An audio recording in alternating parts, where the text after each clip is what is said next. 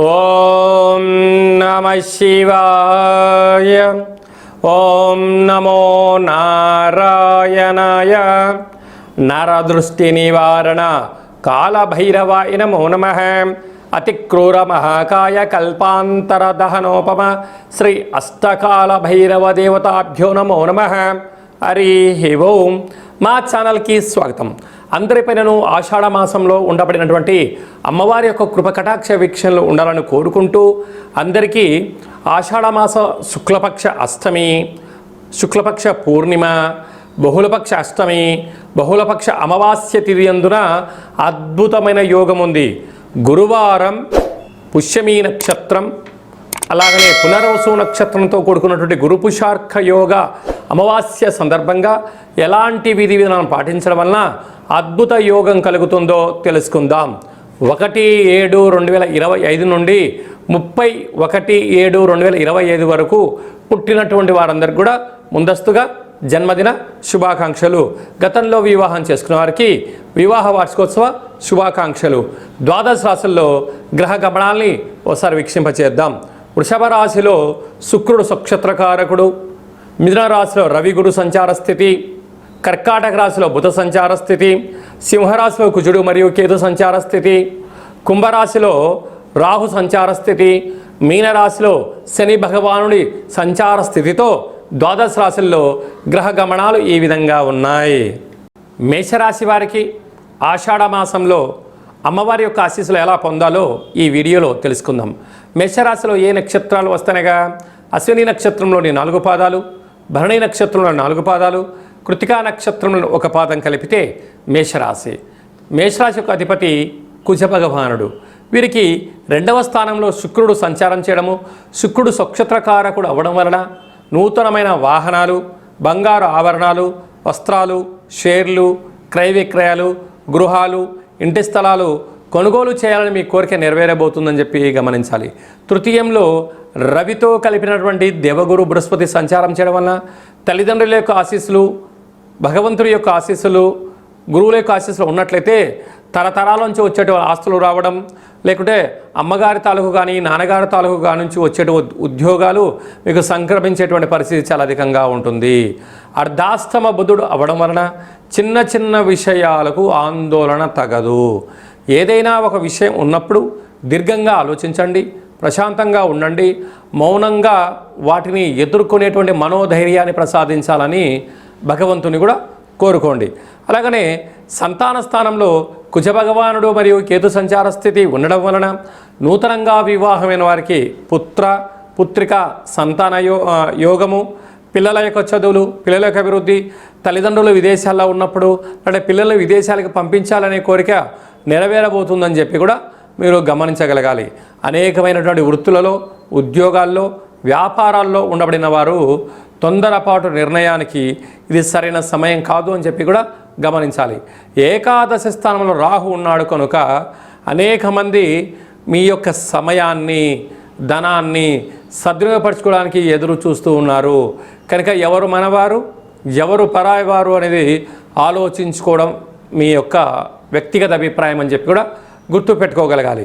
కనుక డబ్బులను, సమయాన్ని, ప్రతి విషయాన్ని మీరు క్షుణ్ణంగా పరిశీలించి ప్రయాణం చేయడము యోగదాయకంగా కూడా మీరు గమనించగలగాలి. అలాగనే వ్యయంలో శని భగవానుడు ఉండడం, ఏలనాడు శని ప్రారంభ సంచార స్థితిలో ఉండడం, మనం అందరము కూడా మేషరాశిలో జన్మించిన వారందరికీ అయితే సాఫ్ట్వేర్ ఉద్యోగస్తులు, హార్డ్వేర్ ఉద్యోగస్తులు, వ్యవసాయ సోదరీమణులు, గృహ భవన నిర్మాణ కార్యక్రమం చేసేటువంటి వారు, అలాగనే స్వయం వృత్తులు, అలాగనే మార్కెటింగ్ రంగంలో ఉండబడిన వారు, రాజకీయాల్లో ఉండబడిన వారు, సేవా రంగాల్లో ఉండబడిన వారందరికీ కూడా మీ యొక్క జన్మ నక్షత్రం రోజున అష్టమి పూర్ణిమ తిథుల యందున నీటి ప్రయాణాలు, జల ప్రయాణాలు పెట్టుకోవద్దు, ప్రమాదాలు పొంచి ఉన్నాయి. తస్మాత్ జాగ్రత్త. ఇంకనూ మనం విజయం సాధించగలగాలి అన్నట్లయితే మన గ్రామదేవతకు పసుపు కుంకుమను కలిపి పూజ చేయడం, ఎర్రటి కుంకుమను ఎర్రటి పుష్పాలతో, ఎర్రటి గాజులతో, ఎర్రటి వస్త్రాలతో అమ్మవారిని అలంకారం చేసి హారతి తీసుకొని అర్చన చేసుకోవడం వలన వీలైతే శక్తి కలిగితే ఎర్రటి గుమ్మడికాయ దీపాన్ని గ్రామదేవత దగ్గర వెలిగించిన అలా వెళ్ళడం కుదరకపోతే గృహంలో ఎర్రటి కూష్మాండ దీపాన్ని వెలిగించి ప్రవహించే నీటిలో సమర్పించడం వలన రుణ సమస్యలు, రోగ సమస్యలు, శత్రు సమస్యలు, నరదృష్టి యొక్క ప్రభావాలు తొలగిపోతాయని చెప్పి కూడా గమనించాలి. మేషరాశి జాతకులు ఇలాంటి కాల సమయంలో ఆవేశానికి చాలా దూరంగా ఉండాలి, ఆలోచనకు దగ్గరగా ఉండాలి, భక్తి తత్వంతో ఉండండి, ధర్మ మార్గంగా ఉండండి, పెద్దవారు ఏదని చెప్తే వినే మానవ ప్రయత్నం చేయండి.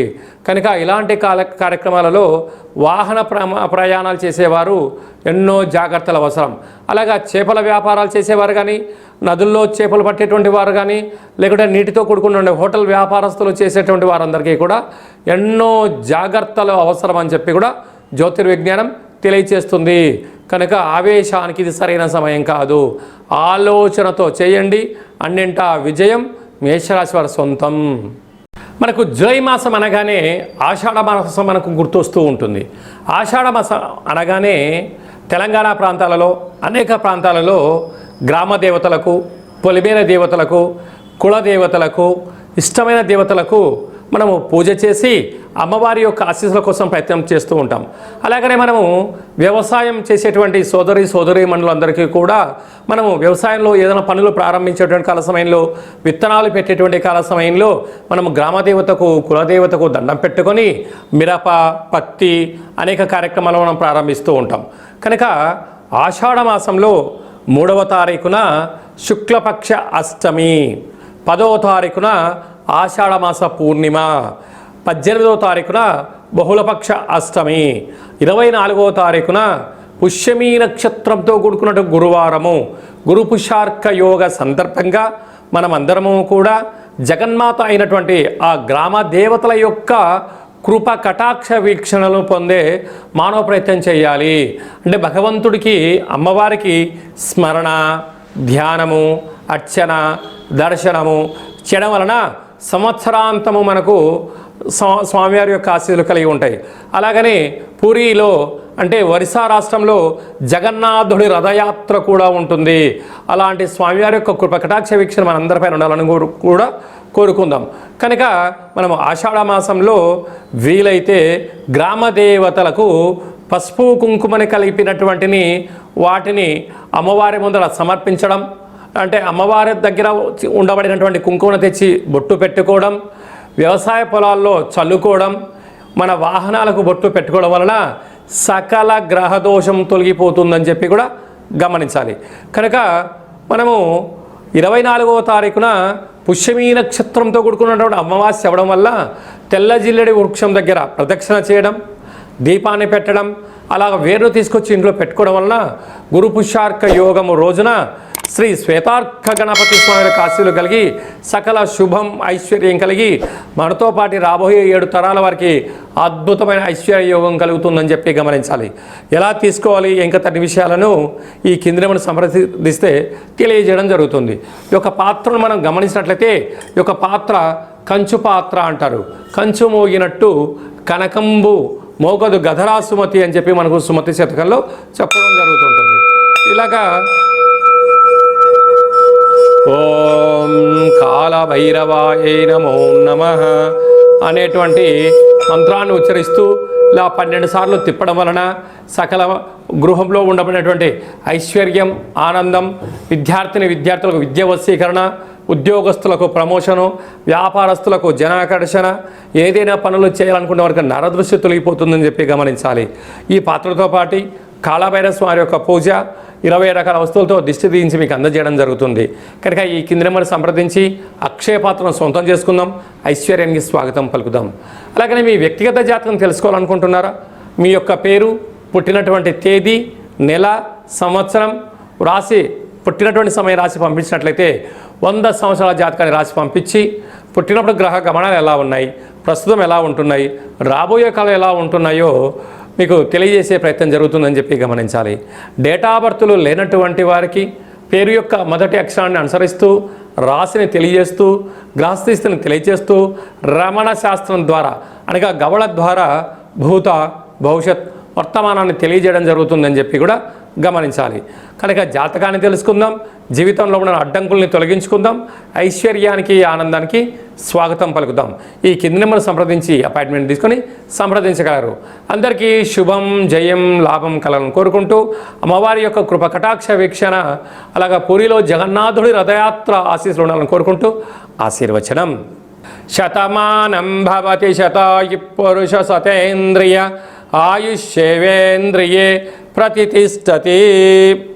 ఈ వీడియో మీకు నచ్చినట్టయితే లైక్ చేయండి, షేర్ చేయండి. అందరికన్నా మీ వ్యక్తిగత జాతకం ముందుగా తెలుసుకోవాలి అనుకుంటున్నట్లయితే మా ఛానల్ని సబ్స్క్రైబ్ చేసుకొని అలానే బటన్ని కూడా తెలియచేయండి. ఈ భక్తి సమాచారాన్ని భగవద్బంధులకు మిత్రులకు చేరవేసి హిందూ ధర్మాన్ని కాపాడండి.